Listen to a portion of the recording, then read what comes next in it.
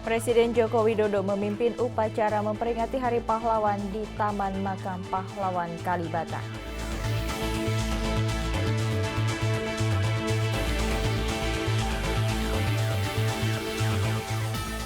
Polres Sukabumi ungkap kasus ayah cabuli 2 anak kandungnya.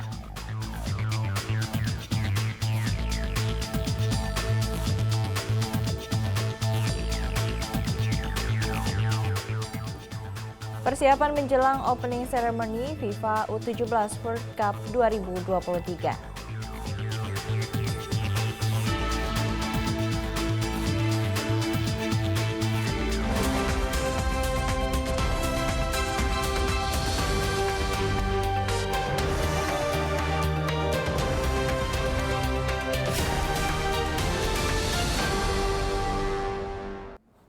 Selamat siang pemirsa, Presisi Siang kembali hadir edisi Jumat 10 November 2023. Selain 3 berita utama tadi, selama 1 jam ke depan kami juga telah menyiapkan sejumlah informasi terkini lainnya.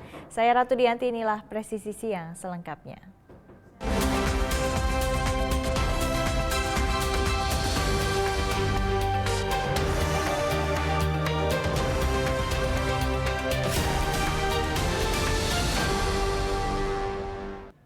Adanya pemberitaan di media dan laporan masyarakat, tim gabungan TNI, Polri, dan BNN Pematang Siantar melaksanakan kegiatan gerebek kampung narkoba di Jalan Wahidin Gang Bangsal, Kelurahan Melayu, Kecamatan Siantar Utara, Kota Pematang Siantar.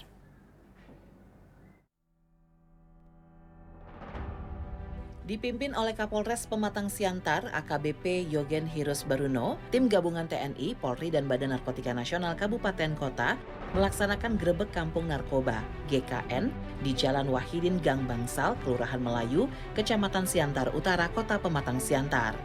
Kegiatan gerebek kampung narkoba ini dilaksanakan karena adanya pemberitaan di media serta informasi dari masyarakat terkait adanya peredaran narkoba di Gang Bangsal. Tim gabungan melakukan penggeledahan di wilayah Gang Bangsal dan menggeledah badan serta tes urin kepada warga yang ditemukan di lokasi. Berdasarkan hasil pemeriksaan tersebut, tim gabungan tidak menemukan barang bukti narkoba dan tes urin menunjukkan hasil negatif narkoba. Dengan dilaksanakannya kegiatan gerebek kampung narkoba di wilayah hukum Polres Pematang Siantar dapat mengurangi peredaran dan penyalahgunaan narkoba di masyarakat. Tim Humas Polres Pematang Siantar Polda Sumatera Utara melaporkan untuk Polri TV. Polres Sukabumi mengungkap kasus tindak pidana persetubuhan terhadap anak di bawah umur yang dilakukan seorang ayah terhadap 2 anak kandungnya.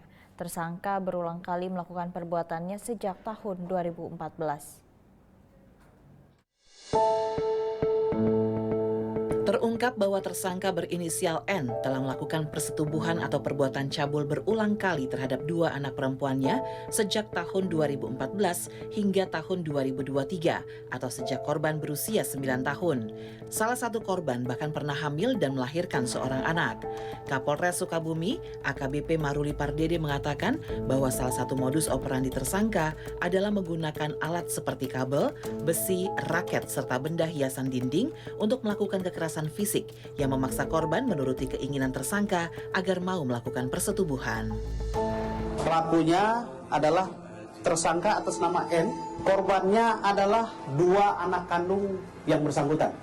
Dengan modus operandi, yang pertama, tersangka melakukan persetubuhan atau perbuatan cabul terhadap kedua ABH dengan cara memaksa untuk melakukan persetubuhan secara berkali-kali, bahkan tersangka pernah melakukan persetubuhan atau perbuatan cabul secara bersama-sama. Yang kedua, dengan melakukan kekerasan terhadap kedua ABH, yaitu berupa kabel besi, raket, dan benda hiasan dinding dengan maksud dan tujuan agar kedua ABH mau melakukan persetubuhan atau perbuatan cabul dengan tersangka. Kemudian, tersangka melakukan itu adalah sudah tidak nafsu terhadap istri dan juga sering menonton video porno. Perbuatan persetubuhan tersebut dilakukan tersangka kepada 2 ABH yang merupakan anak kandung dari tersangka, yaitu sejak kelas 4 dan kelas 5 SD sampai dengan berusia 17 dan 19 tahun. Salah satu korban yang merupakan anak kandung tersangka ini bahkan hamil serta melahirkan seorang anak dan kabur dari rumah karena merasa trauma. Ancaman hukuman pidana terhadap pasal 81 adalah paling singkat 5 tahun, paling lama 15 tahun. Tim Humas Polres Sukabumi melaporkan untuk Polri TV. Polres Ponorogo ungkap kasus pencurian dengan kekerasan yang mengakibatkan seorang perempuan pemilik hotel di kawasan Telaga Ngebel, Kabupaten Ponorogo menjadi korban. Pelaku adalah seorang ibu rumah tangga berinisial YM yang ingin menguasai perhiasan milik korban. Bertempat di kamar salah satu hotel di wilayah kawasan wisata Telaga Ngebel, Ponorogo, tindak pidana pencurian dengan kekerasan dilakukan oleh seorang ibu rumah tangga berinisial YM berusia 38 tahun. Kapolres Ponorogo, AKBP Wimboko mengatakan bahwa pelaku sering menginap di penginapan milik korban dan sudah mengetahui perhiasan korban.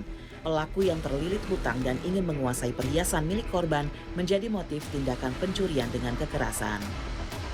Motifnya ekonomi, jadi pelaku ini sebelumnya pernah datang ke sana, lalu melihat kalung yang dimiliki oleh korban ini besar dan dia yang memiliki tersebut, dan pelaku sendiri terlilit hutang sehingga gelap mata melakukan pencurian dengan kekerasan tersebut.